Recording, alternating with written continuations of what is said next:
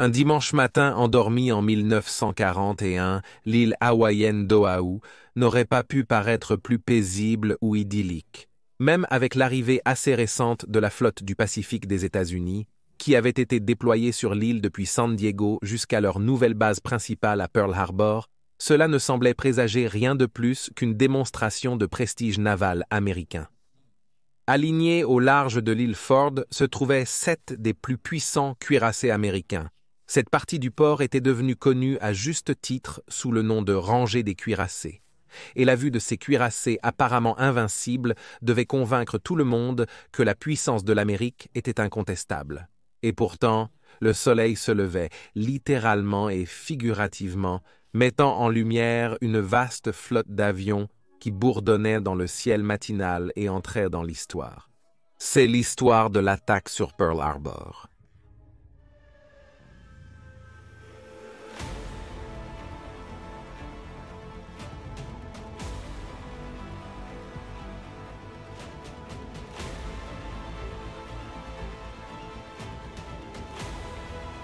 Bienvenue à la guerre du monde.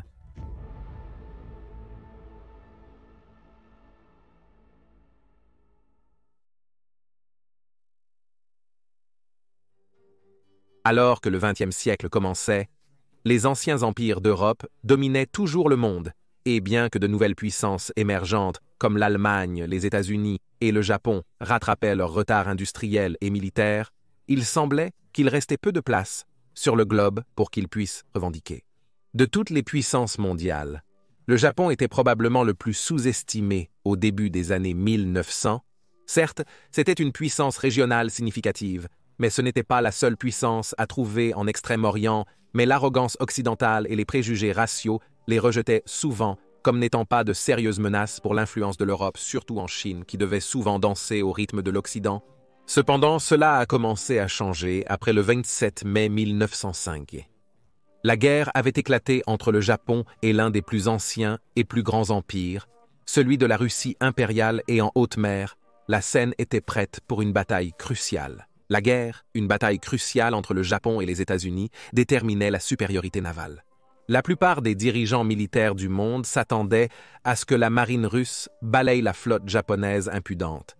Mais, à la surprise de tous, les Japonais non seulement ont vaincu la flotte russe, mais l'ont anéantie, avec seulement des pertes marginales de leur côté.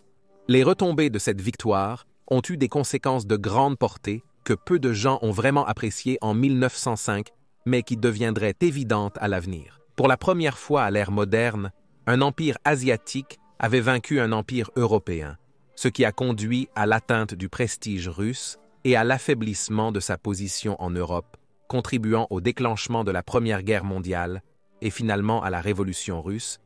Pour les Japonais, cependant, la victoire les a enhardis, et de la gloire subséquente est née une plus grande importance de l'armée dans la culture japonaise, invoquant les anciennes notions de samouraï et la voie de l'armée. Cependant, l'armée japonaise a eu une grande influence sur le guerrier. Ils ont continué leur accumulation militaire et ont adopté les dernières technologies militaires, car c'était la technologie qui leur avait permis d'obtenir la supériorité sur les Russes. Les nouveaux navires de guerre japonais étaient égaux et parfois supérieurs à ceux de leurs homologues européens. Et lorsque le Japon a soutenu les Alliés pendant la Première Guerre mondiale, les navires de guerre japonais sont entrés en Méditerranée pour combattre l'Allemagne, où ils ont à la fois impressionné et préoccupé les amiraux européens. Les troupes japonaises, premières à combattre l'Allemagne en Méditerranée, et les Allemands, ayant réussi des offensives en Asie, ont renforcé leur statut de puissance mondiale dominante.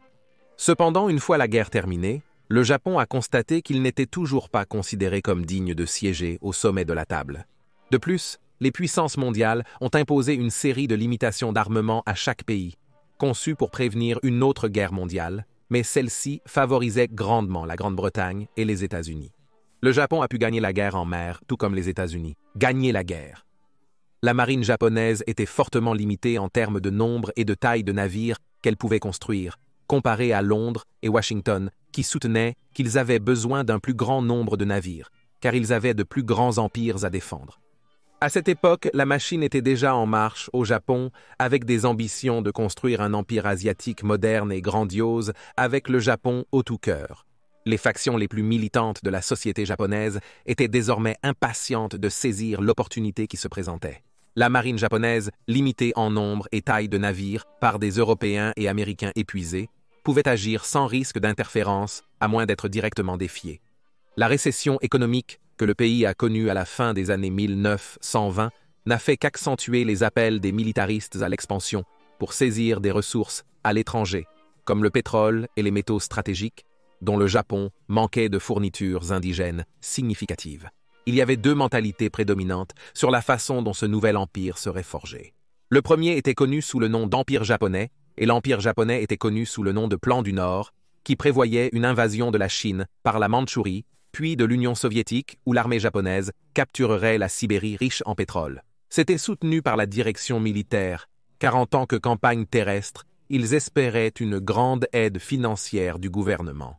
Ils considéraient également le communisme comme l'une des plus grandes menaces pour le Japon, et croyaient que le monde occidental, tout aussi méfiant à l'égard des communistes, ignorerait probablement l'invasion.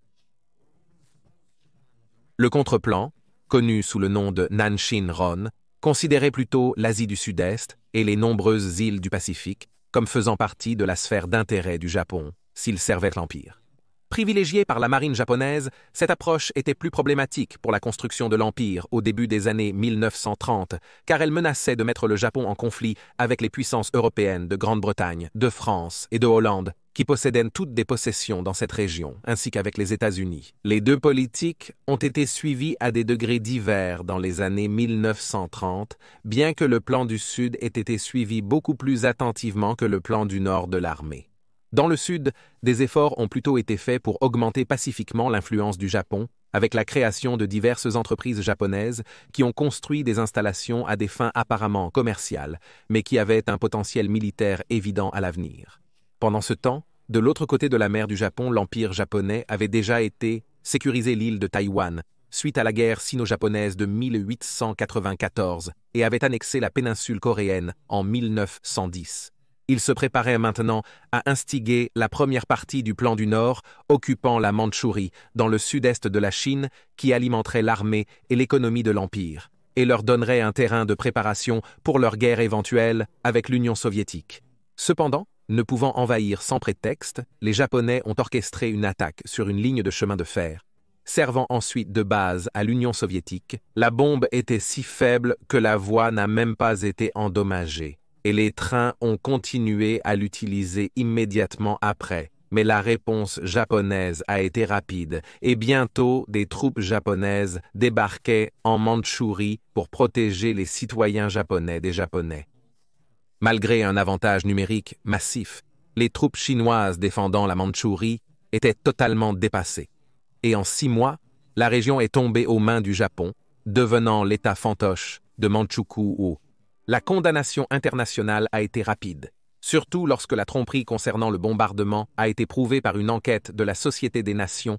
Cela a conduit le Japon à devenir en quelque sorte un paria diplomatique. Mais la Société des Nations n'a pas fait grand-chose au-delà de déposer des protestations à Tokyo. Avant l'invasion de la Mandchourie, la Chine était en état de guerre civile, des combats ayant éclaté entre les nationalistes et les communistes, mais avec les troupes japonaises sur le sol chinois, ils ont décidé de mettre fin au combat et de se concentrer plutôt sur l'expulsion des troupes de Tokyo. Les affrontements ont persisté des mois, voire des années, suivant le bombardement de la ligne ferroviaire. Au début, les Chinois ont reçu une aide technique significative de l'Union soviétique, mais cela a rapidement inclus les Japonais. Cela comprenait l'aide des États-Unis, qui, se déclarant partie neutre, a également vendu de grandes quantités de ferraille au Japon, qui a ensuite recyclé cette ferraille en outil de guerre. Alors que les combats en Chine s'intensifiaient, il était clair que les Japonais avaient à la fois un avantage technologique et qualitatif sur les Chinois, en particulier dans les airs.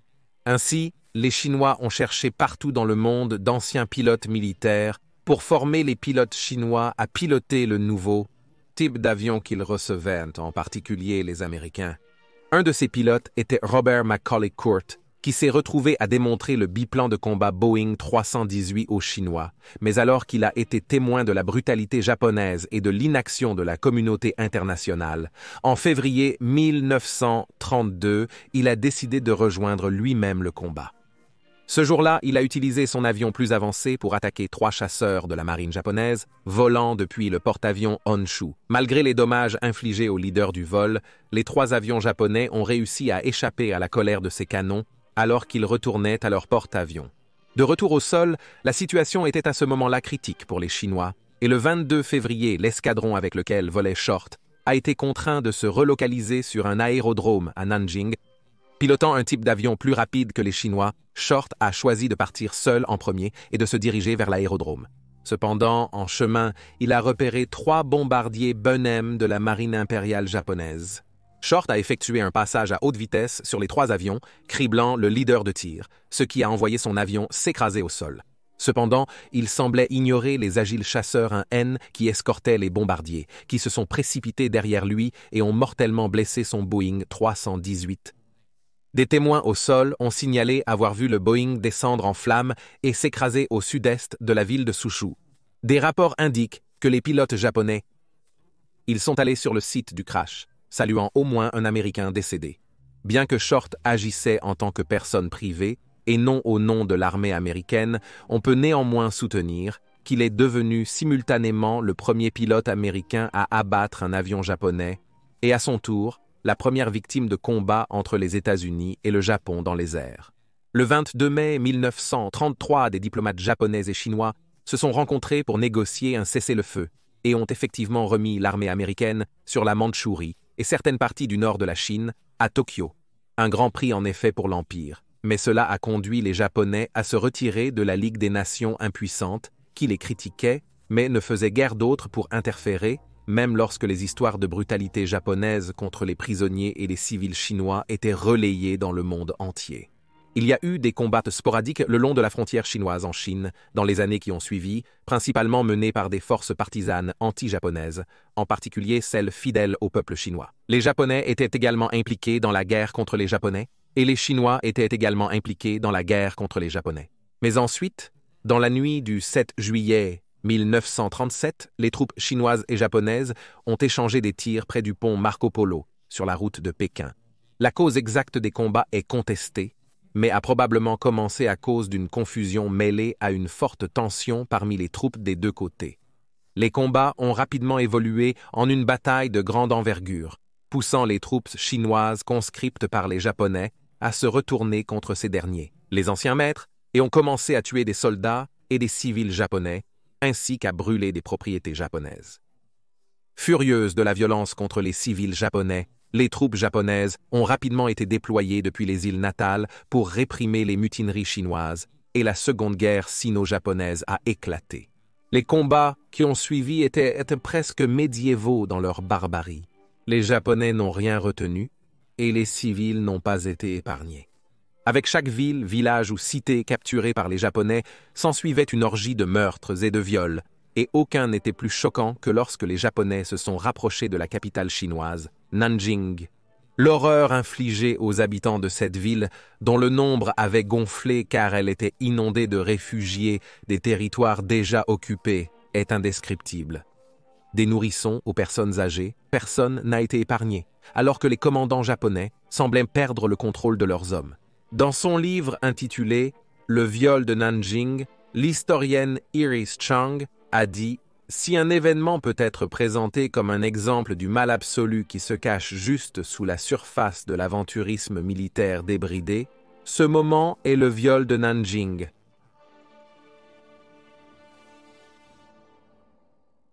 Étant donné que les puissances occidentales détenaient divers intérêts en Chine pendant les années 1920 et 30, elles ont regardé avec inquiétude la situation dans le pays se détériorer avec le déclenchement de la guerre civile, puis l'invasion de la Mandchourie par le Japon.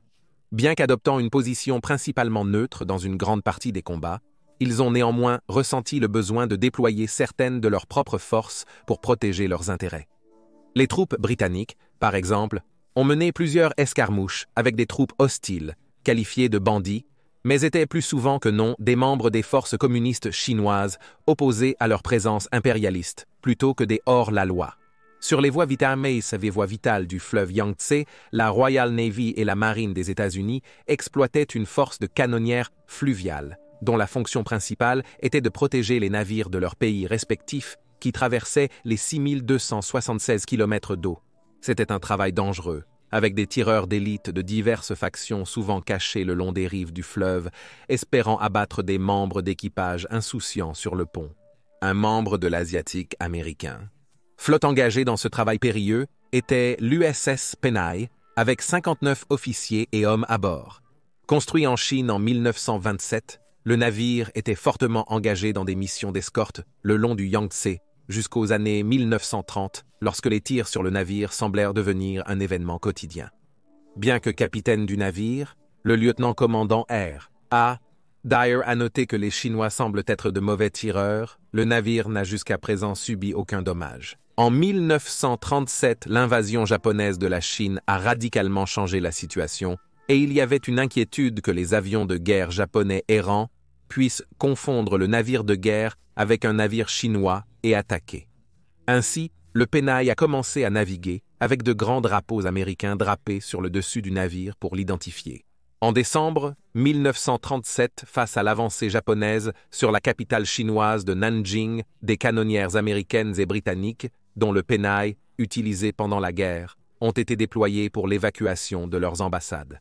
Le Penai, avec à son bord un certain nombre de membres du personnel de l'ambassade américaine et de civils, s'est aligné avec 3 navires marchands américains et le 12 décembre, alors que les combats s'intensifiaient, a remonté le fleuve dans une tentative d'éviter de se retrouver pris dans les tirs croisés. Les autorités américaines ont informé les Japonais de la présence du navire dans la région, mais néanmoins, les avions japonais étaient incapables d'attaquer tous les navires sur le Yangtze. Le Penai et les navires marchands qui l'accompagnaient ont été attaqués par des avions de la marine japonaise vers 1327 heure locale. 2 bombes de 130 livres ont frappé le navire de guerre américain, qui a également été mitraillé à plusieurs reprises par des tirs de mitrailleuses provenant de chasseurs japonais. À 1554 heures, le Penai a coulé, et en tout, 4 hommes ont été tués, y compris le capitaine de l'un des navires marchands, tandis que beaucoup d'autres ont été blessés. Avant d'être secourus par les canonnières britanniques HMS Lady Bird et HMS Bee et une autre canonnière américaine, le plus tôt sinistrement nommé USS Oahu, l'incident s'est produit presque exactement 4 ans avant l'attaque de Pearl Harbor. Pendant ce temps, des missionnaires américains ont consigné les horreurs qu'ils ont vues de leurs propres yeux, alors que des hommes étaient torturés et assassinés, tandis que des femmes et de jeunes filles étaient violées et bâillonnées en masse. Combien ont été tués lors du viol? Et le bâillonnage est toujours une source de conflit entre les autorités chinoises et japonaises, avec des chiffres variant d'environ 30 000 jusqu'à près d'1 demi-million. Les entreprises et les biens américains n'ont pas été épargnés par l'orgie de pillage et d'incendie des Japonais, bien qu'après l'incident de Penai, les commandants japonais aient commencé à rappeler leurs hommes lorsqu'il s'agissait de traiter avec les officiels américains. Jean Moore Allison, consul à l'ambassade américaine, a été frappé par un soldat japonais et emmené à l'hôpital via le poste de police. Les Japonais se sont empressés de s'excuser, mais du point de vue américain, c'était aussi un affront pour l'Amérique, et cela a alimenté le sentiment grandissant que, si elle n'était pas contestée, le Japon ne ferait que s'étendre de plus en plus loin, augmentant en puissance jusqu'à ce qu'il puisse un jour éventuellement menacer les États-Unis. Après le massacre de Nanjing et les attaques contre des ressortissants étrangers, des navires et des bâtiments, l'opinion publique, en Somsidend, Australie et aux États-Unis en particulier, a basculé de l'indifférence générale à une position largement anti-japonaise concernant la Seconde Guerre sino-japonaise. Les dockers en Australie ont refusé de charger les navires japonais transportant des matériaux utilisés pour la guerre en Chine, tandis que les communautés chinoises aux États-Unis ont collecté de l'argent pour l'effort de guerre de leur peuple et ont rendu publique la détresse de leur peuple. Cependant, une fois de plus, toutes les protestations sont tombées dans l'oreille d'un sourd à Tokyo qui ne reconnaissait l'autorité de personne. Cependant, les Japonais ont également été les premiers à être tenus responsables de la guerre au Japon. Les Japonais, premiers responsables de la guerre au Japon, construisaient des navires de guerre au-delà des limites imposées par les traités d'armement, au détriment des empires britanniques et néerlandais, alors préoccupés par la menace croissante de l'Allemagne nazie en Europe. Grâce à la neutralité des États-Unis, les entreprises américaines ont pu continuer à profiter de la guerre entre la Chine et le Japon, vendant des armes et des fournitures aux deux parties, même si ces politiciens et le grand public était horrifié par la brutalité japonaise. Le 19 avril 1939, l'économiste américain et chercheur en politique étrangère Maxwell S. Stewart a dit aux membres du Congrès américain que la neutralité des États-Unis dans la guerre était une farce absolue, puisque c'était essentiellement les États-Unis qui alimentaient la machine de guerre japonaise. Avec des bombardiers japonais fabriqués avec de l'acier américain et alimentés par des exportations de pétrole américain, le peuple américain a dû bientôt accepter un certain degré de culpabilité dans la guerre, mais la plupart des Américains étant d'origine européenne, ils avaient une tendance à concentrer leur intérêt sur les événements en Europe mais de voix continuant à s'élever au Congrès en opposition au Japon. Quant au Japon lui-même, son armée était maintenant finalement engagée dans la bataille avec l'Union soviétique. Depuis la création de la Manchukuo, les forces soviétiques et japonaises avaient mené une série d'escarmouches dans une guerre frontalière non déclarée, mais le 11 mai, cela a commencé à dégénérer en une véritable guerre ouverte. Connu au Japon sous le nom d'incident de Nomonhan, le conflit durerait jusqu'au 16 septembre 1939, date à laquelle la 6e armée japonaise avait été décimée, perdant au moins 8000 hommes. L'armée soviétique avait perdu beaucoup plus d'hommes dans les combats, mais avait atteint son objectif stratégique principal de maintenir l'intégrité de sa frontière. L'impact de cette défaite a eu des répercussions considérables sur la politique étrangère de Tokyo. Cela a effectivement sonné le glas de l'armée japonaise, le glas du plan du Nord, car ils savaient que bien que leurs soldats étaient supérieurs aux soldats soviétiques, l'Union soviétique pouvait en opposer tellement plus qu'ils ne pourraient jamais espérer égaler. Cela conduirait à une refonte de la politique étrangère, le Japon finissant par accepter un pacte de neutralité avec l'Union soviétique début 1941 pour prévenir toute hostilité future. Cela a laissé l'armée japonaise se concentrer sur sa guerre en Chine, tandis que la marine se préparait à mettre en œuvre le plan du Sud par la force si nécessaire. En septembre 1939, l'Europe a été embrasée par la guerre avec l'Allemagne nazie, et en juin 1940, la France et la Hollande étaient tombées et leurs armées largement vaincues. Cela a laissé leurs colonies ouvertes à l'expansion japonaise dans le Pacifique et en Asie du Sud-Est, avec relativement peu de choses que quiconque pourrait faire à ce sujet. Avec l'Allemagne contrôlant la France et Tokyo et Berlin négociant une alliance formelle, le 22 septembre 1940, les troupes japonaises ont envahi le nord de l'Indochine française, le Vietnam d'aujourd'hui. Leur objectif principal était de couper les approvisionnements aux Chinois arrivant par le port de Haiphong, et ils ont donc maintenu leurs forces dans le nord du pays. Le 21e jour de guerre, l'armée japonaise a dû se replier vers le nord. Le 26 septembre, le lendemain, le Japon s'est associé à l'Allemagne et à l'Italie pour former les puissances de l'Axe. Ces événements ont créé des remous à Londres et Washington, suscitant des interrogations sur l'avenir. En prévision d'un tel acte, le président Roosevelt a ordonné à l'amiral Husband E. Kimmel, le commandant de la flotte du Pacifique, de déplacer la base principale de sa flotte de San Diego à Pearl Harbor, à Oahu, Hawaï comme moyen de dissuasion contre l'agression japonaise visant les intérêts américains. Encore une fois, les États-Unis luttaient avec leur neutralité, avec des sympathies principalement en opposition à l'Allemagne nazie, et cette opposition se traduisant maintenant sur le Japon via le nouveau traité. Des câbles diplomatiques ont commencé à être envoyés entre toutes les parties concernées, cherchant des assurances de Tokyo que le Japon ne menacerait pas les intérêts alliés dans la région. Mais au cours des mois suivants, la situation ne semblait que se détériorer. Les États-Unis ont estimé qu'ils n'avaient d'autre choix que de commencer à imposer au Japon des embargos de plus en plus stricts sur des matériaux tels que les pièces d'avion et les métaux de récupération exportés par des entreprises américaines. Mais bien que cela ait nui à la machine de guerre japonaise, ils ne l'ont pas arrêté, et en juin 1941, l'armée japonaise a envahi la région sud de l'Indochine. Ainsi, en juillet 1941, les États-Unis imposèrent un embargo pétrolier au Japon, poussant Tokyo à convoiter les riches ressources pétrolières des Indes orientales, néerlandaises, pour remplacer le pétrole américain qu'ils ne recevaient plus. Mais anticipant cela, le président américain Franklin D. Roosevelt a averti que les États-Unis seraient prêts à prendre des mesures opposées si le Japon lançait d'autres attaques dans la région. Il a ensuite clairement indiqué que les États-Unis poussaient le Japon à commencer à se retirer de l'Asie continentale, mais cela était totalement inacceptable pour l'armée japonaise politiquement influente. Malgré les propositions partout aux États-Unis, ceux-ci n'étaient pas les seuls concernés. De l'océan Pacifique par des diplomates espérant trouver une solution à cette crise. L'armée japonaise s'attendant à ce que la situation avec les États-Unis continue de se dégrader, explorait déjà des options possibles pour mener la guerre contre l'Amérique. Né le 4 avril 1884, Isoroku Yamamoto sortirait de l'Académie navale impériale japonaise à l'âge de 20 ans, se spécialisant initialement dans l'artillerie navale, qui restait le facteur dominant dans les combats navals, malgré l'introduction de nouvelles armes telles que la torpille et le sous-marin. Servant avec distinction à Tsushima où il a été blessé au combat, il a rapidement gravi les échelons et a été désigné pour plusieurs déploiements à l'étranger, notables dans le pays, alors ami des États-Unis, étudiant à la prestigieuse université Harvard et à l'ambassade japonaise à Washington.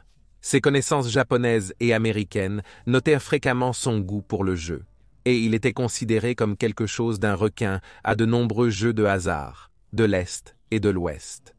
Malgré sa carrière quelque peu conventionnelle jusqu'à présent, au début des années 1920, il était l'un des rares leaders militaires mondiaux qui comprenaient vraiment le potentiel de l'avion militaire comme outil de guerre.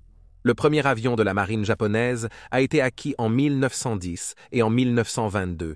La marine japonaise a commandé son premier porte-avions, le Hosho. Pourtant, comme dans d'autres marines du monde entier, l'aviation navale était encore considérée comme une simple arme de soutien aux cuirassés. Désireux de pousser pour une plus grande innovation et investissement dans la puissance aérienne navale, en 1924, il a orienté son attention vers cette nouvelle branche de la marine impériale japonaise, servant d'abord comme chef du département d'aéronautique, avant de commander la première division de porte-avions. Aidant au développement de la flotte de porte-avions du Japon, un groupe de pilotes et d'ingénieurs britanniques sous la mission Semphil. Il s'agissait d'une mission britannique officiellement parrainée qui cherchait à profiter de l'objectif du Japon de construire une flotte de porte-avions conséquente pour une utilisation dans le Pacifique sur la base que le Japon avait été un allié pendant la Première Guerre mondiale et qu'il était cru qu'il ne pourrait jamais vraiment égaler les Marines royales ou américaines. Sous la tutelle du père écossais, Seigneur William Forbes, Semphil, l'assistance britannique, comprenait l'échelle des avions de combat qui allaient inspirer les fabricants japonais, donnant un coup d'envoi à l'industrie aéronavale du Japon. Cependant, cette aide officielle fut de courte durée, se terminant après 18 mois. Cependant, en ce court laps de temps, une grande quantité de savoir-faire technique avait déjà été transférée au Japon. Pourtant, malgré la fin de la mission, Lord Semphil a continué à fournir aux Japonais des informations sur les développements militaires britanniques, en contradiction. Dans les années 1930, Lord Semphil était membre de la Marine royale britannique. Ses activités ont été découvertes, mais ses connexions politiques lui ont permis d'échapper à des poursuites. Et dans les années 1930, il a continué à agir au nom des intérêts japonais. Pendant ce temps, maintenant amiral, Yamamoto savait qu'à lui seul, le pouvoir des porte-avions dans les années 1930 ne serait pas suffisant pour construire la puissante force de frappe navale dont il rêvait. Et il a donc commandé une grande flotte de bombardiers torpilleurs bimoteurs basés à terre pour les soutenir. En 1940, grâce à Semphil, qui leur a donné l'impulsion technique dont ils avaient besoin, et à des hommes comme Yamamoto qui ont fourni l'infrastructure doctrinale, le Japon avait construit la force d'aviation navale la plus puissante du monde, composée de 6 grands porte-avions de flotte, 3 porte-avions secondaires, plus petits, et un porte-avions d'entraînement. Soutenu par les immenses forces de bombardiers basées à terre, le Japon était maintenant en position de défier les Japonais. Le Japon était prêt à défier ses anciens alliés devenus hostiles. Yamamoto était cependant réticent à l'idée de faire la guerre aux empires de la Grande-Bretagne, de la France, de la Hollande et des États-Unis, surtout pendant que le Japon bataillait encore avec la Chine. La connaissance intime de Yamamoto des États-Unis faisait de lui l'homme idéal pour planifier une guerre contre eux. Mais cela lui a également conféré la connaissance du risque impliqué. Il savait que les États-Unis, comparés à son pays, avaient des avantages en termes de territoire, de voies ferrées et d'alliances bilatérales, matérielles sur une base de 1 à 1. La préoccupation des Américains pour les événements en Europe, avec l'Allemagne d'Hitler, atténuerait initialement une partie de cet avantage, les déploiements de la flotte américaine favorisant déjà les opérations dans l'Atlantique. Mais une fois la guerre avec le Japon commencée, une grande partie de la flotte de l'Atlantique américaine serait redéployée contre eux. Il y aurait ensuite le puissant complexe industriel américain, qui, en plus d'être vaste, ne dépendait pas autant de l'importation de matériaux stratégiques que le Japon, et serait donc plus difficile à perturber avec des sous-marins et des avions. Avec tout cela à l'esprit, il a estimé qu'immédiatement après le début des combats, le Japon aurait 6 mois pour évincer suffisamment les États-Unis du Pacifique à un point tel qu'il les forcerait à la table des négociations. Là, il pourrait être amené à céder le contrôle du Pacifique à Tokyo, donnant au Japon carte blanche pour créer son empire. Euphémiquement appelé la sphère de coprospérité et devenir l'empire dominant en Asie. Il a averti que si le Japon n'était pas victorieux dans les 6 mois, 12 tout au plus, il perdrait certainement la guerre, car c'est le temps qu'il estimait nécessaire aux États-Unis pour se préparer pleinement à la guerre. Après quoi, le Japon ne pourrait espérer égaler la production de guerre américaine. Son opinion plutôt pessimiste a été accueillie avec hostilité par l'armée japonaise, plus influente politiquement, qui était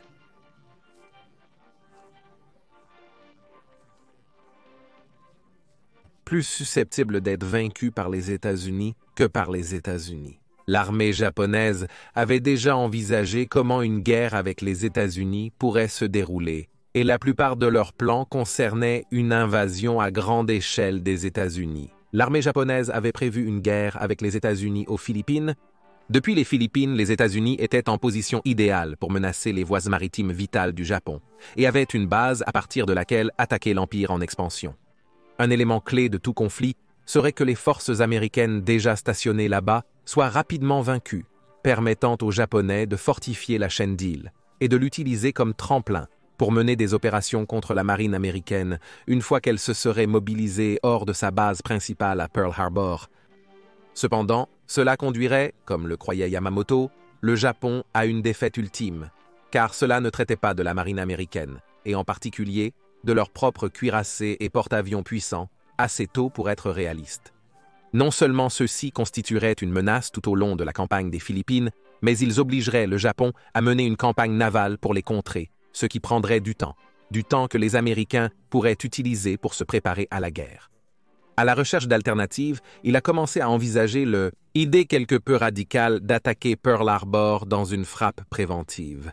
Cela éliminerait la force principale de la marine américaine en un seul coup rapide. C'est alors qu'il envisageait ces options. Il a appris grâce à des rapports d'officiers navals japonais à Berlin et à Rome d'une bataille entre les forces britanniques et italiennes qui a eu lieu la nuit du 11 novembre 1940.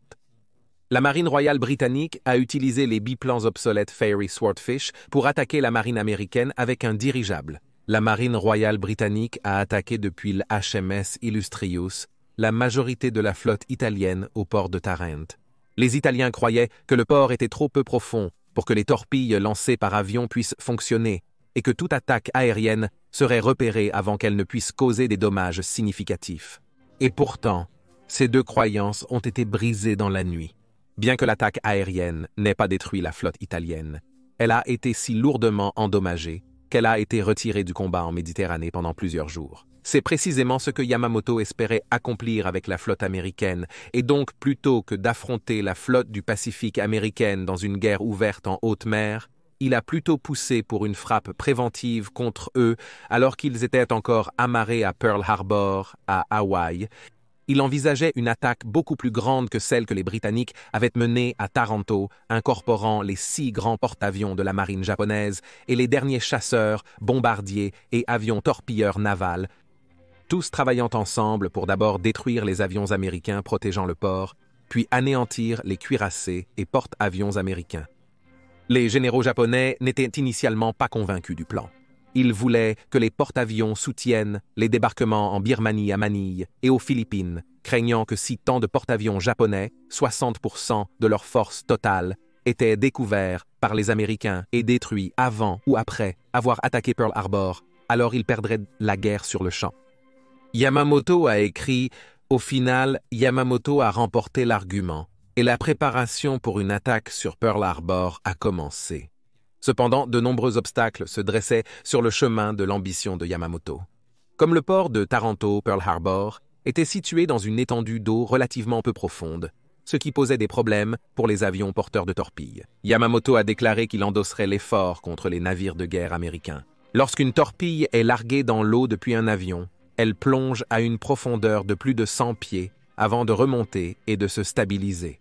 À Pearl Harbor, cela signifiait que presque toutes les torpilles se retrouveraient enfouies dans la boue au fond du port, qui par endroits était à peine à moins de 100 pieds de profondeur.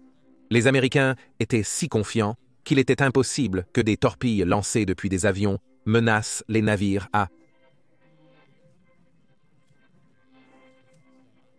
À Taranto, les Britanniques ont contourné ce problème en faisant voler leurs vieux biplans très bas et très lentement, réduisant ainsi la profondeur à laquelle la torpille plongeait après avoir été larguée.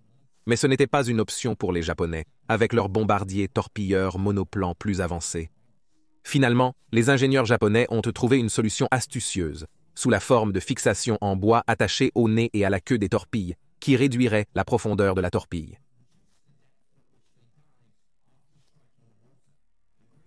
Le plan de Yamamoto avait maintenant été surmonté, et la marine américaine était inconsciente des menaces que les Japonais posaient.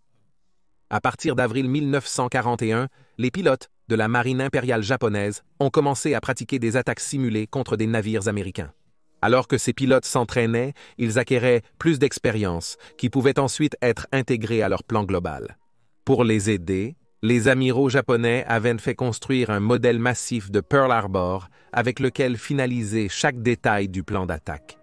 Mais pour qu'il soit parfait, ils avaient besoin de renseignements. Entré Takeo Yoshikawa, un jeune officier naval japonais, qui a été envoyé à Oahu pour espionner la flotte américaine.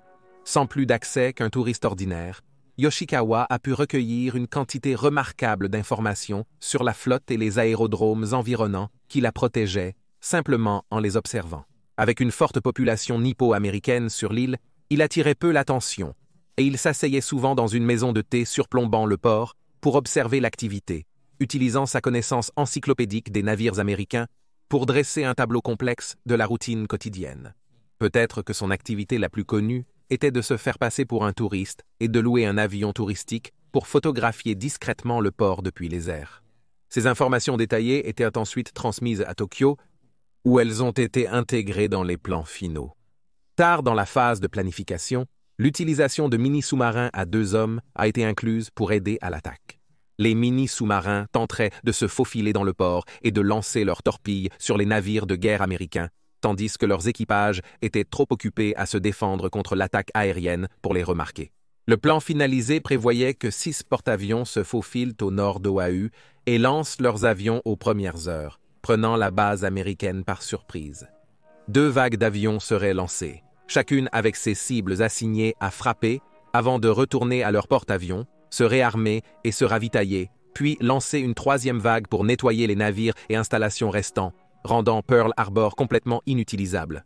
Cependant, certains dirigeants japonais voulaient aller encore plus loin et envahir Hawaï elle-même, croyant que les deux, elle et les Philippines, pourraient être prises simultanément. Mais cette partie du plan a finalement été annulée.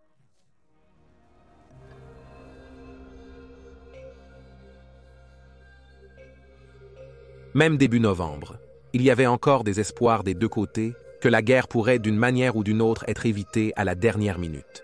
Le 20 novembre, les Japonais ont offert ce qu'ils savaient être une dernière proposition qui pourrait éviter la guerre avec les États-Unis et l'Empire britannique. Ils ont proposé de se retirer d'Indochine et de stopper leur expansion dans le sud-est de la Chine. Le 20, les Japonais, à condition que les États-Unis lèvent leurs sanctions paralysantes et fournissent 1 million de gallons de carburant d'aviation, les États-Unis ont jugé l'offre inacceptable et ont émis une contre-demande selon laquelle le Japon devait se retirer unilatéralement de la Chine continentale. C'était impensable pour Tokyo, qui savait maintenant que la guerre approchait. Pendant ce temps, Yamamoto rassemblait déjà sa flotte combinée de porte-avions, cuirassés, croiseurs, destroyers et sous-marins. Les États-Unis avaient déjà rassemblé une flotte de porte-avions. Elle comprenait 2 croiseurs lourds, un croiseur léger, 2 cuirassés, 9 destroyers, 8 pétroliers, 23 sous-marins de flotte et 5 sous-marins nains. Le composant clé de cette flotte était, bien sûr, les 6 porte-avions de la flotte et leurs avions sous le commandement de l'amiral Nagumo. Ensemble, ces 6 navires embarquaient une force de plus de 400 avions. Depuis, le cuirassé Nagato Yamamoto a exigé le retrait américain d'Indochine. La plus puissante force de porte-avions de l'histoire a été ordonnée par les États-Unis de prendre la mer le 26 novembre 1941. Alors que la situation diplomatique semblait irrésoluble, mais le joueur avide savait que ce premier jet de dés serait le plus crucial et potentiellement le plus problématique. Son plan entier reposait sur la surprise, mais sûrement, étant donné la tension entre Tokyo et Washington, les États-Unis se rendraient compte qu'une telle flotte de navires serait détruite. Les États-Unis remarqueraient l'absence d'une flotte et commenceraient à la chercher. En les découvrant naviguant vers Hawaï, les Américains pourraient pas comprendre ce qui se passe et déployer leur flotte et avions pour intercepter. Sa flotte avait 12 000 miles à parcourir, ce qui lui prendrait près de 2 semaines à condition qu'il n'y ait pas de retard. Mais cela laissait amplement le temps à un avion ou à un navire américain de passage de les repérer. L'immensité de l'océan Pacifique leur offrait une certaine protection, mais même alors, Yamamoto ne prenait aucun risque, faisant naviguer la flotte en silence radio total, ne recevant que des émissions codées du Japon, craignant que toute transmission de la flotte puisse être interceptée. Devant la flotte principale, les sous-marins japonais scrutaient les océans à la recherche de navires américains en maraude naviguant sur leur route. Cependant, du côté américain, le réseau de renseignement des États-Unis était bien plus préoccupé par les Philippines.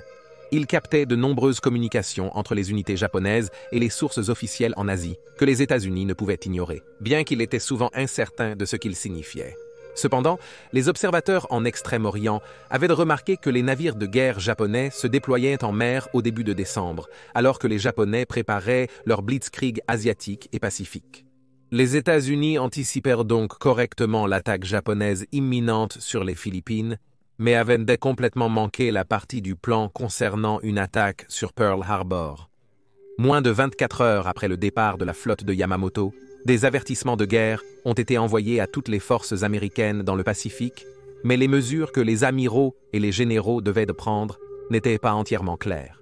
Ces avertissements de guerre ont été répétés dans les jours qui ont suivi, ce qui aurait dû causer de l'alarme, mais comme l'a dit l'amiral Guillaume Halsey, un homme dont le nom deviendrait synonyme du théâtre du Pacifique dans les mois à venir, il y en avait tellement qu'après un certain temps, les gens se sont simplement habitués à leur impact et ont commencé à se détendre. Malgré le scepticisme sur la capacité des États-Unis, la flotte de Yamamoto l'était. Ils ont affirmé que les Philippines étaient la cible principale du Japon. L'amiral Kimmel a pris les mesures qu'il pouvait pour protéger le port, mais cela n'a pas été facilité par le fait que sa force d'avions de patrouille maritime à longue portée avait été réduite à plusieurs reprises en taille, car ils étaient transférés vers l'Atlantique. Il manquait donc d'avions pour patrouiller sur tout l'océan autour d'Oahu, et il a donc plutôt concentré leurs efforts de recherche dans les voies d'entrée et de sortie de Pearl, et les zones où ces navires de guerre effectuaient des troupes. Sa raison pour cela était qu'il anticipait des attaques de sous-marins japonais une fois que les hostilités éclataient. Mais cela n'a bien sûr fait qu'aider les efforts de Yamamoto pour approcher l'île sans être détecté. Pendant ce temps, plus à l'intérieur des terres, le lieutenant-général de l'armée américaine Walter C. Short a interprété les avertissements de Washington comme étant moins à propos d'une attaque militaire par les forces japonaises et plus à propos d'actes de sabotage de la part de la population immigrante japonaise locale. Il a renforcé la sécurité, a pris des mesures sur ses aérodromes, notamment en rapprochant les avions pour faciliter leur surveillance. Ces ordres ont été accueillis avec une réponse plutôt incrédule de la part de nombreux soldats qui exécutaient ces devoirs, qui connaissaient les immigrants japonais, dont Short parlait et ne croyait pas qu'ils seraient jamais impliqués dans le sabotage ou le soutien de l'Empire japonais contre les États-Unis. Les réponses désordonnées de l'armée et de la marine aux avertissements de guerre ont mis en évidence un problème flagrant en termes de défense d'Oahu. Il n'y avait pas une seule personne en commandement général des forces américaines stationnées là-bas. Cela, couplé à une attitude presque dédaigneuse qui était prise envers les avertissements émis, leur manque de clarté sur quoi faire, et la croyance générale que les combats commenceraient aux Philippines, signifiait qu'une attaque directe sur Pearl Harbor était la dernière chose à laquelle quiconque s'attendait. Et en conséquence, des mesures adéquates qui auraient pu être prises pour atténuer une attaque surprise ont été ignorées. Les Américains et l'armée de l'air américaine ignoraient totalement ce qui allait se passer. Le 2 décembre 1941, depuis le Nagato amarré dans la baie d'Hiroshima, Yamamoto a ordonné qu'une transmission soit envoyée à la force d'attaque. Il disait « Grimper le mont Nitaka », c'était l'ordre donné pour mener l'attaque sur Pearl Harbor. Dès le début, Yamamoto avait souligné que la clé de la victoire serait d'éliminer les 3 porte-avions américains de leur flotte du Pacifique. Il s'agissait de l'United States Air Force et des United States Ship Enterprise, Saratoga et Lexington. Mais étant des pistes d'atterrissage mobiles en temps de crise, ils sont devenus très actifs dans les derniers jours de paix, et la fenêtre pour les attraper tous en même temps semblait échapper à la prise de Nagumo. Le Saratoga était de retour aux États-Unis, subissant une grande rénovation, et ne serait donc certainement pas à Pearl Harbor le 7 décembre, ne laissant que l'Enterprise et le Lexington. L'Enterprise fut le suivant à partir, lorsque le 28 novembre il quitta Pearl, avec pour ordre de transporter 12 chasseurs F-4F Wildcat de le corps des Marines des États-Unis à Isle Wake. Puis, juste 2 jours avant le début de l'attaque, le Lexington a également été utilisé pour livrer des avions, cette fois à l'île de mi-chemin. Ainsi, lorsque la flotte japonaise s'approchait, ils étaient consternés que les porte-avions ne soient pas présents.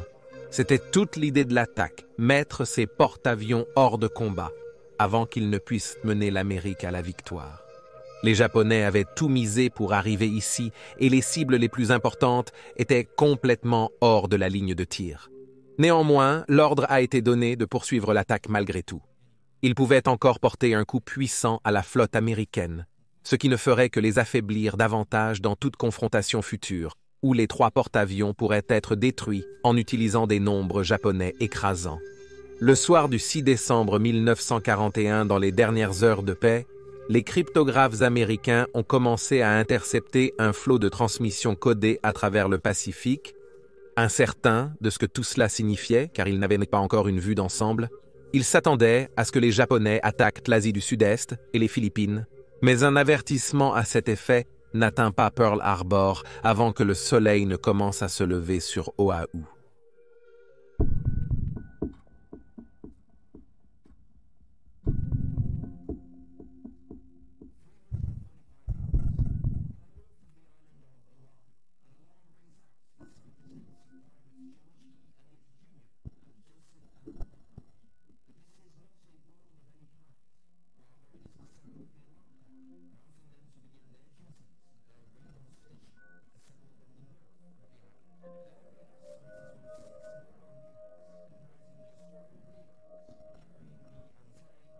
Et l'équipement de soutien qui avait été rassemblé autour d'Oahu, destiné à offrir une couverture aussi large que possible.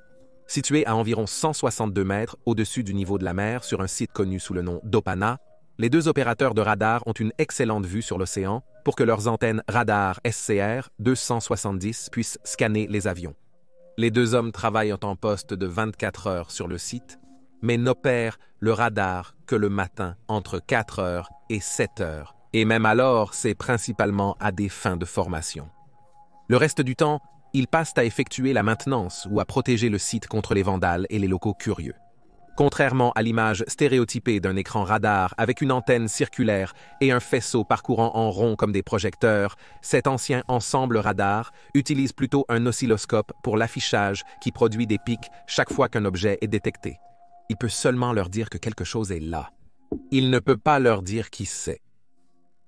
357 heures. Autour des eaux d'Oahu, l'un des rares navires de guerre américains en mer aux premières heures est le destroyer de classe Weeks USS Ward, sous le commandement du lieutenant-commandant William W.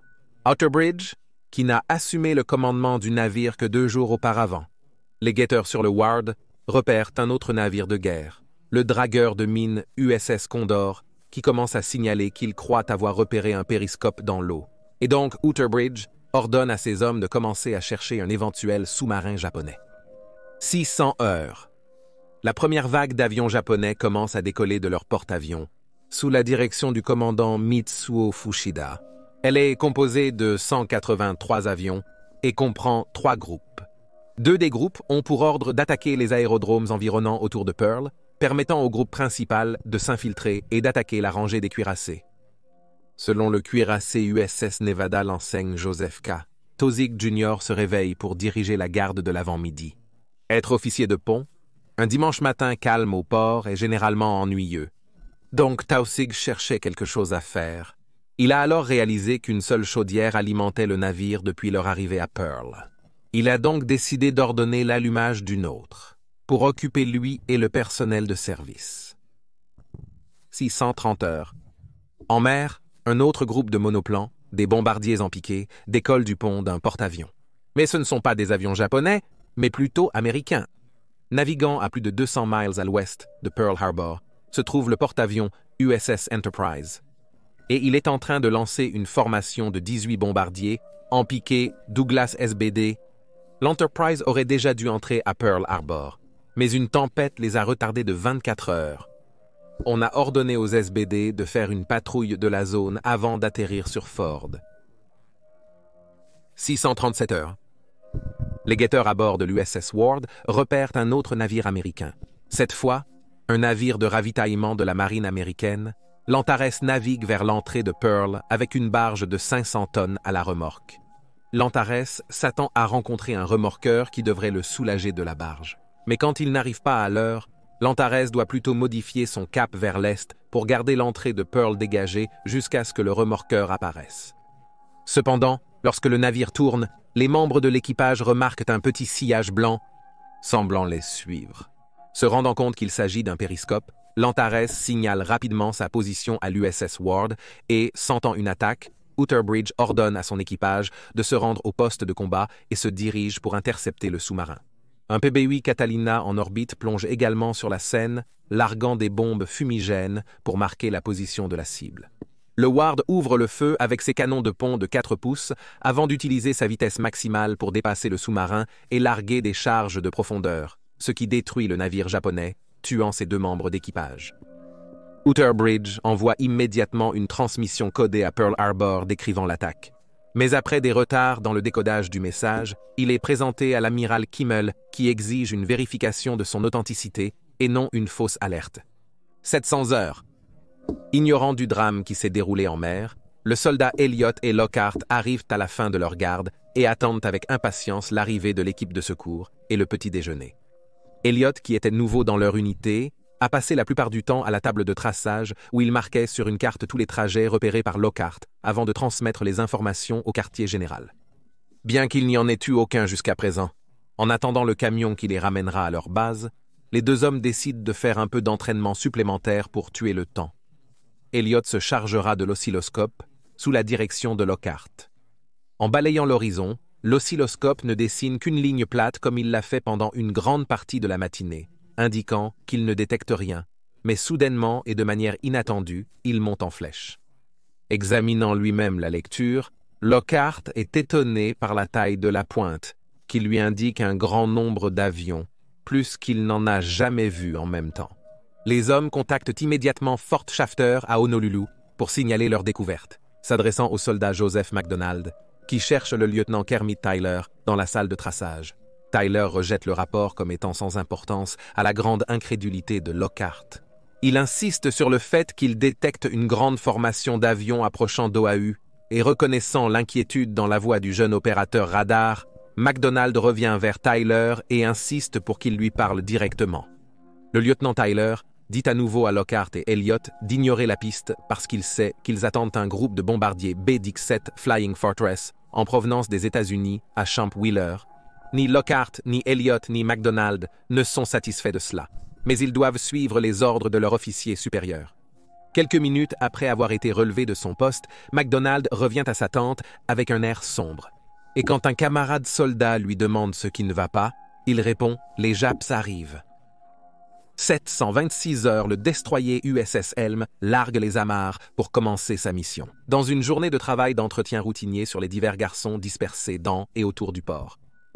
740 heures. Elliott et Lockhart perdent le contact avec la formation d'avions qu'ils avaient détectée plus d'une demi-heure plus tôt. Un camion arrive bientôt pour les ramener à leur base principale, arrivant juste au moment où le bruit des explosions résonne sur Oahu. 748 heures, le commandant Mitsuo Fuchida ordonne à ses hommes de commencer leur attaque. Tandis que les marins de la flotte du Pacifique se réveillent, le port s'anime du bruit des moteurs d'avions. Même maintenant, beaucoup d'entre eux sont heureusement inconscients du danger imminent, attribuant les avions à des pilotes de la marine ou de l'armée, effectuant un entraînement matinal. Sur des navires comme l'USS Nevada, des orchestres jouent alors que la cérémonie de levée du drapeau du matin commence. C'est seulement quand les premières détonations grondent qu'ils réalisent enfin ce qui se passe. Les Japonais ont complètement et totalement surpris les Américains à Pearl Harbor. Le cuirassé Roe subit le plus gros des attaques initiales, avec l'USS Oklahoma touché par 2 torpilles qui causent des dommages significatifs à la coque du cuirassé.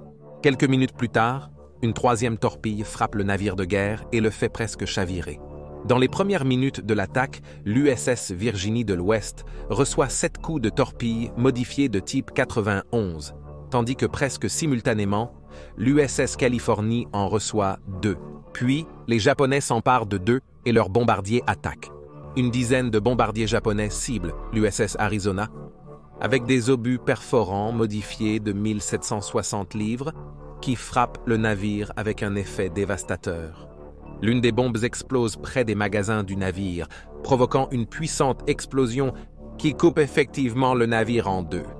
À proximité, le croiseur lourd USS Helena est touché par une torpille après que le pilote japonais attaquant ait confondu le navire, provoquant la chute du navire hors du bord du navire. La torpille frappe l'USS Oglala qui commence à prendre l'eau, et les efforts pour arrêter le naufrage du navire sont contrecarrés par des attaques répétées de mitraillage par des avions japonais. Un autre croiseur, l'USS Riley, reçoit également un coup de torpille et commence à s'incliner alors qu'il prend l'eau. Aussitôt, les marins américains se ruent sur leur position défensive et ripostent sur l'USS Oglala, revendiquant une poignée d'avions japonais. Cependant, les artilleurs de la rangée de cuirassés ont du mal à viser les avions japonais car les navires de guerre sont si étroitement regroupés qu'il y a un risque de se pulvériser mutuellement avec des balles.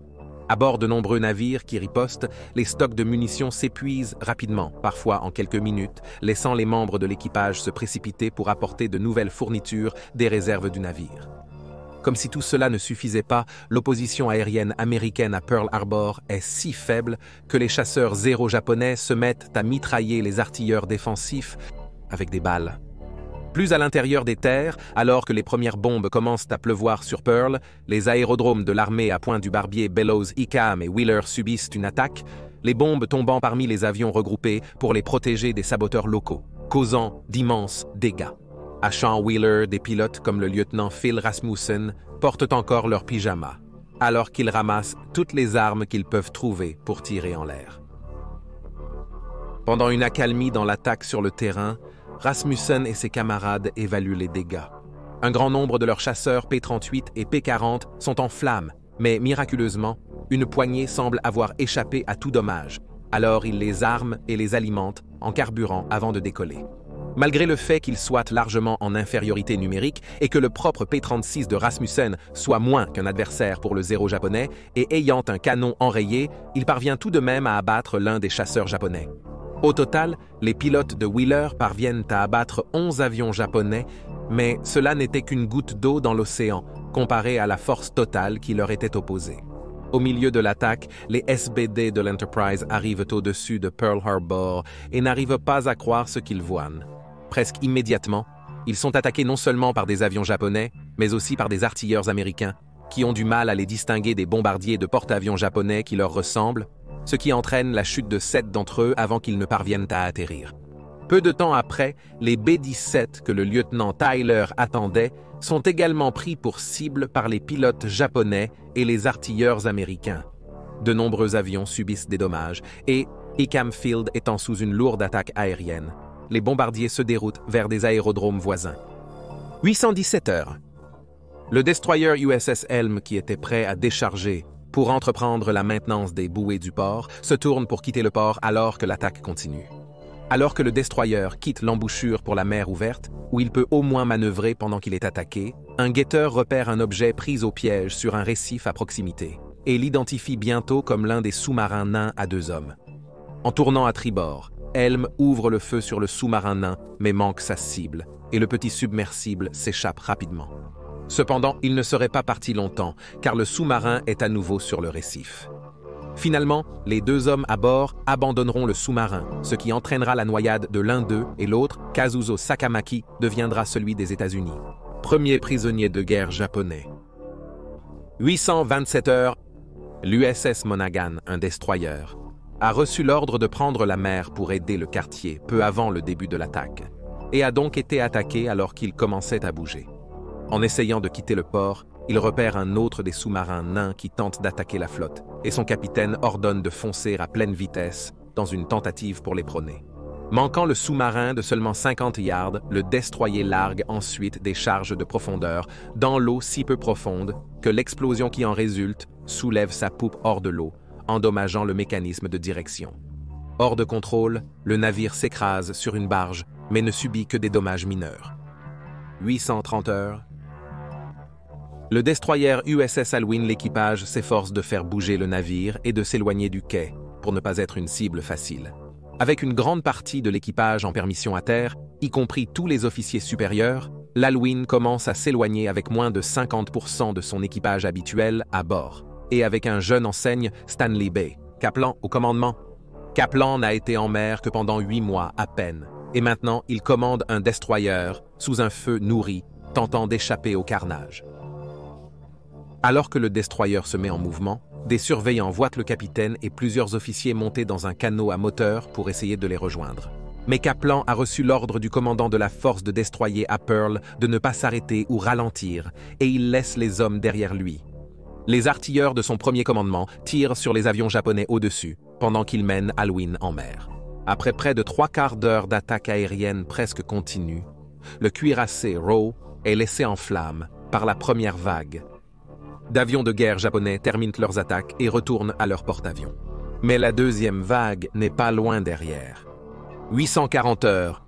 Malgré avoir subi un coup de torpille qui provoque une inondation importante, le cuirassé USS Nevada parvient à remonter en puissance grâce à la décision de l'enseigne Taussig d'allumer une autre chaudière du navire.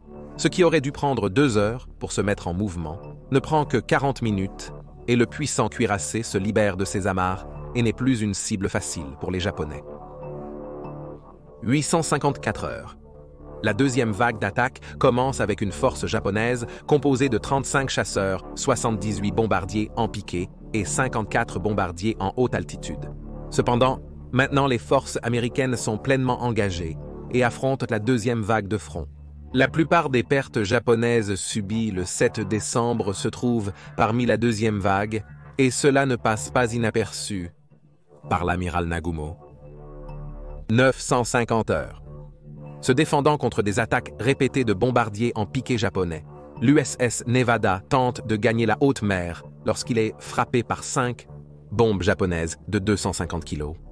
Les Japonais font un effort déterminé pour couler le cuirassé dans le chenal menant à Pearl, espérant qu'il bloquerait l'entrée et la sortie, aggravant ainsi davantage les dégâts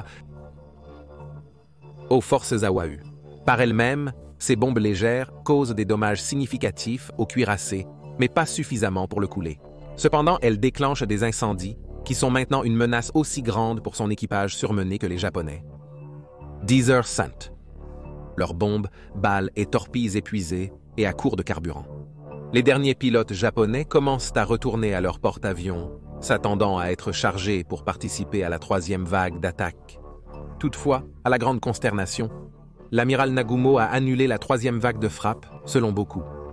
Nagumo a estimé que la majeure partie de leur objectif, à l'exception des porte-avions, avait déjà été atteinte, et étant donné que les Américains étaient maintenant pleinement préparés à d'autres attaques, il sacrifierait inutilement beaucoup de ses pilotes et avions, ce qui affaiblirait encore plus sa force.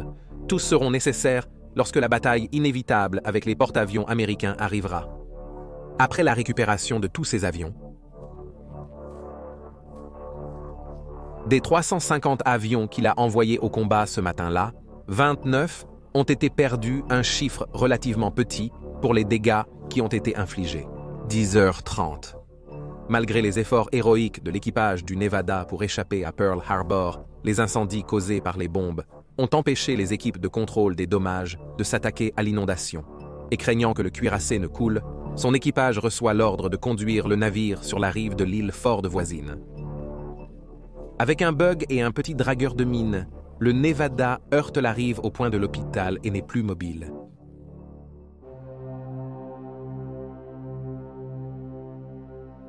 Le président Roosevelt a été alerté des événements à Pearl Harbor peu de temps après leur début.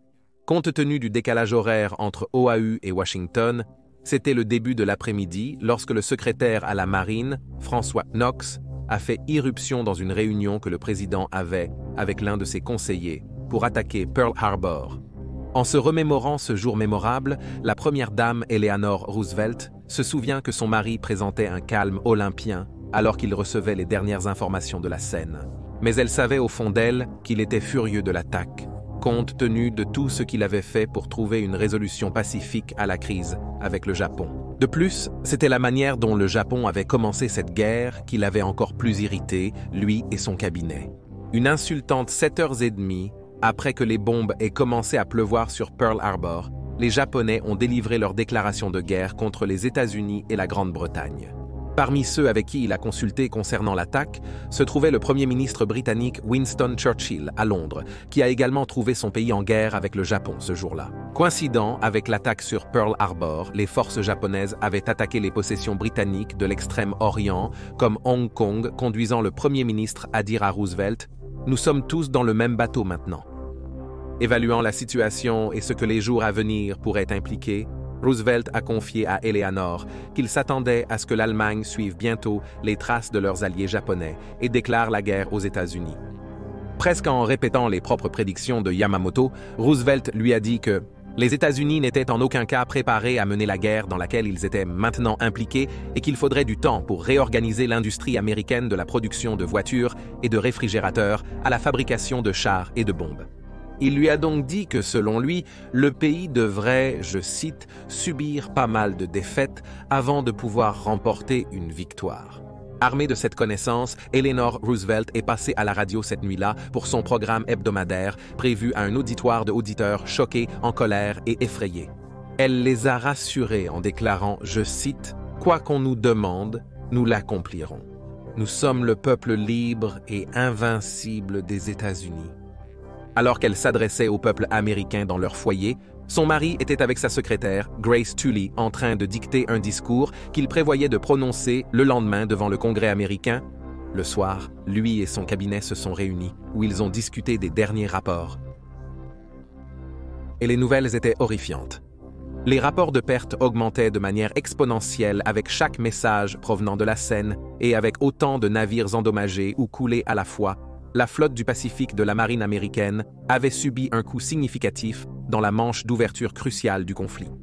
La grâce salvatrice était que les porte-avions américains avaient, miraculeusement, tous été épargnés.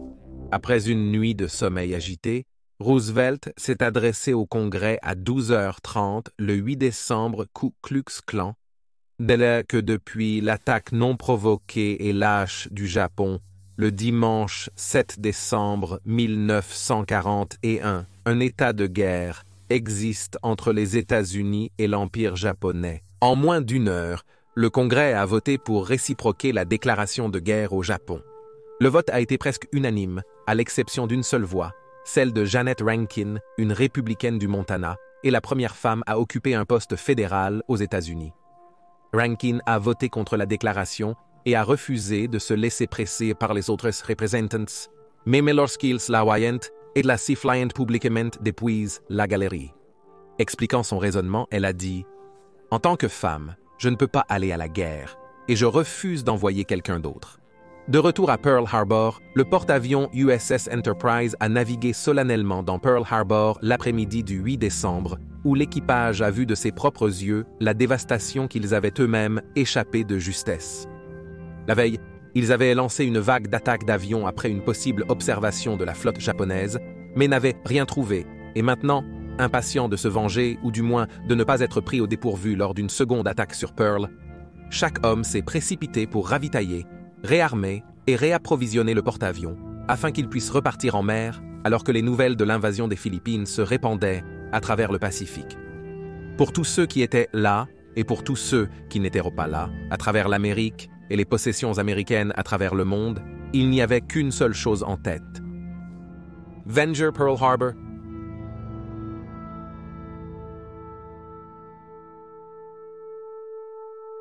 « 2335 militaires américains et 68 civils ont été tués lors de l'attaque sur Pearl Harbor. En outre, 1178 ont été blessés. Les Japonais ont coulé 4 cuirassés et gravement endommagé 4 autres, ainsi qu'un certain nombre de croiseurs et d'autres navires de soutien, tandis qu'environ 390 avions ont été détruits. Et pourtant, la survie des porte-avions américains signifiait, en fin de compte, que l'attaque n'achèterait au Japon que les 6 mois que Yamamoto avait prédits comme nécessaires pour vaincre de manière décisive les Alliés. C'est quelque chose que le Japon ne parviendrait pas à faire. Lors de la bataille de mi-chemin, en juin 1942, des porte-avions qui avaient attaqué Pearl Harbor seraient perdus face à la puissance aérienne américaine. Ce serait une défaite dont le Japon ne se remettrait jamais et qui fournirait le catalyseur pour la chute finale de l'Empire japonais en 1945. Pearl Harbor a laissé une impression indélébile sur les États-Unis après la Seconde Guerre mondiale, en particulier au début de la guerre froide avec l'Union soviétique. Les États-Unis craignaient constamment d'être pris au dépourvu dans une autre attaque surprise, mais cette fois impliquant des armes nucléaires, et ont donc investi des milliards de dollars dans des systèmes d'alerte précoce et des technologies de collecte de renseignements. Ils ont également instigé un programme massif de réarmement pour affronter les Soviétiques, de sorte que, contrairement au 7 décembre 1941, les États-Unis étaient toujours prêts à combattre toute guerre qui pourrait éclater. Mais dans le but d'empêcher cela de se produire en premier lieu, les États-Unis ont également adopté une politique étrangère beaucoup plus agressive pour contrer les Soviétiques qu'ils ne l'ont fait pour contrer les Japonais dans les années 1930. Avec toutes ces leçons de guerre apprises, de nombreux historiens se sont demandé si les États-Unis auraient dû être conscients qu'une attaque était en cours. Les USA avaient-ils des preuves pour contrer les Japonais dans les années 1930? Des preuves ont-elles été négligées ou, comme suggéré, volontairement ignorées? Comme beaucoup d'événements majeurs de l'histoire, Pearl Harbor a engendré des théories du complot allant du plausible à l'absurde qui continuent néanmoins à être débattues jusqu'à ce jour, en particulier si Roosevelt savait que l'attaque allait se produire avant le 7 décembre. La seule certitude est que Pearl Harbor était plus qu'une simple attaque contre les États-Unis. En un seul coup, il a modifié le cours de l'histoire mondiale, catapultant l'Amérique dans la Seconde Guerre mondiale et sa position actuelle, probablement la nation la plus influente et certainement la plus puissante à la surface de la Terre.